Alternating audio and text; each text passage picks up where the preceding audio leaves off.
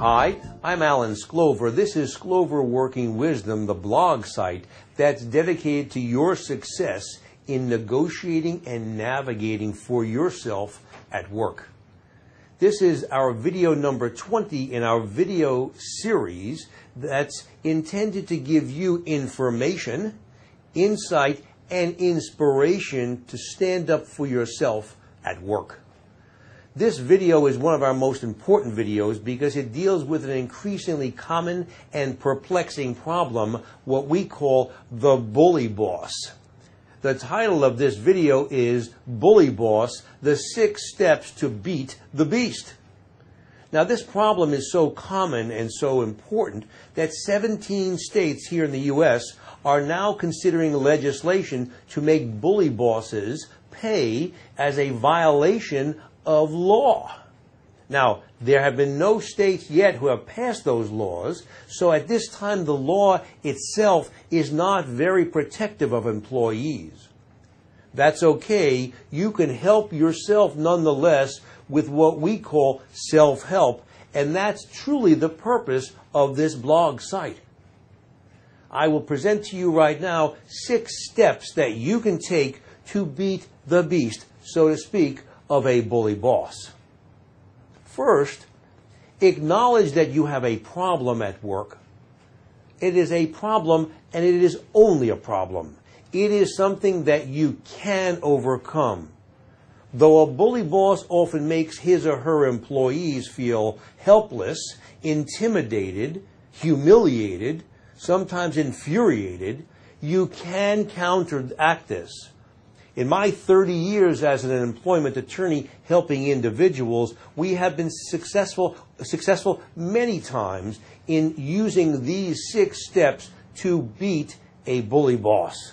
So acknowledge you have a problem, but acknowledge to yourself that it is only a problem, and it is a problem that can be overcome. The second step is the following. Do not engage in the bully boss's antics. Do not get involved in screaming matches, arguments, discussions that you know and the bully boss knows is only a trap for you. Many bully bosses, male and female, do bully bossing as almost a taunt. They do it because they want you to get involved in a game that only they can win. So step number 2 is do not engage in a battle with the bully boss. Farmers have a saying, you don't wrestle with a pig because the pig loves to get muddy. You don't argue with a bully boss over his or her bully bossing. Step 3, gather a record. Now, what do I mean by a record? Gather, when you're home with a piece of paper and a pen, not at the office, but make a list of facts, events, witnesses, documents that can very graphically illustrate the bullying that you are experiencing. All of the things, people perhaps who have left, customers who have left, employees who have left, all sorts of incidents with specifics that will illustrate the bullying. Most importantly, if the bully boss, him or herself, is engaging in any kind of impropriety, make a note of that. Cheating on time sheets, perhaps petty cash expenses, perhaps giving people performance improvement plans which are really not honest. Make a list of those also. That's what we call gathering the record.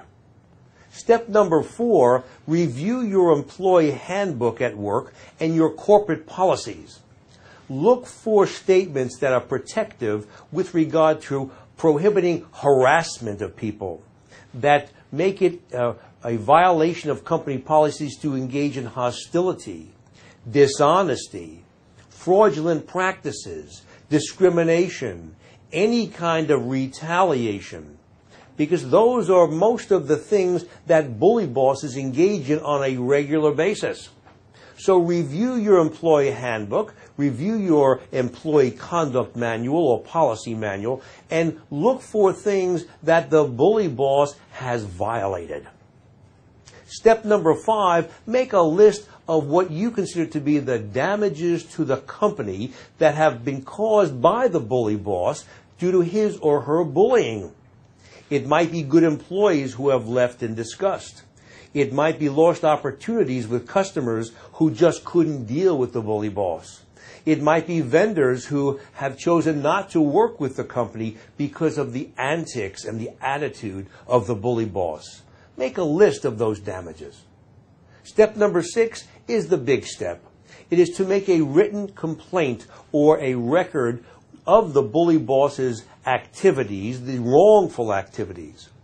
It is something that you should write up with specificity, something that you should consider less an accusation and more a report of improper conduct.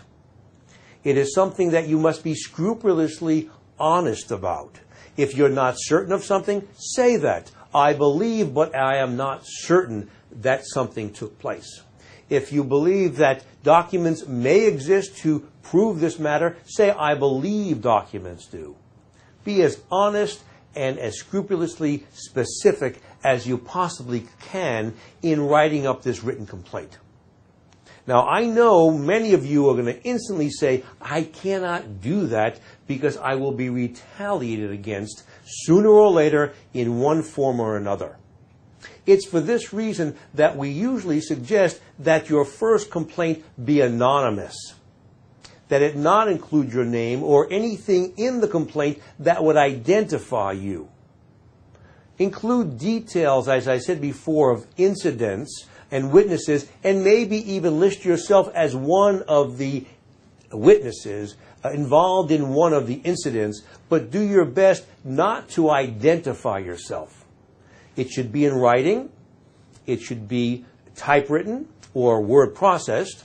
It should be delivered to by first-class mail from a mailbox near your workplace, not near your home, delivered to the CEO, the board of directors, and even, and I usually suggest this, the local district attorney.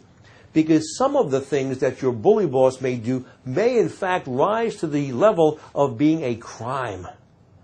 Now, I often suggest that people have another person who is very close to them, not a colleague at work, but a family member perhaps, do the word processing. So if Human Resources asks you, did you write this, you can honestly say no. Likewise, if that very trusted friend or family member mails it for you, if you're asked by Human Resources, did you send this, you can honestly say no.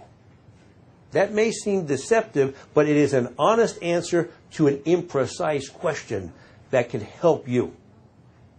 In your letter, in your complaint, which should be, again, very specific and totally honest, cite harassment, but be specific what kind of harassment, against who and when. Cite incidents of hostility, especially if there's any dishonesty or fraud. Most importantly, if anyone has ever been touched or by this person in an unfriendly way or in an unwelcome way, or if the bully boss has ever thrown anything or threatened an employee, put it down there. That itself may be a crime. Perhaps most importantly, also put in if this person has engaged in retaliation and mention that the reason I'm sending this letter is because I fear retaliation. Ask for an investigation of this and ask that if he or she, the bully boss, has been found to do something wrong, that they be appropriately disciplined, warned, and if necessary, even terminated. Bully boss is an increasingly common problem, an increasingly perplexing problem, and more people, and even legislators, are recognizing it for how corrosive it is. Don't fall prey to it. It can be overcome with these 6 steps.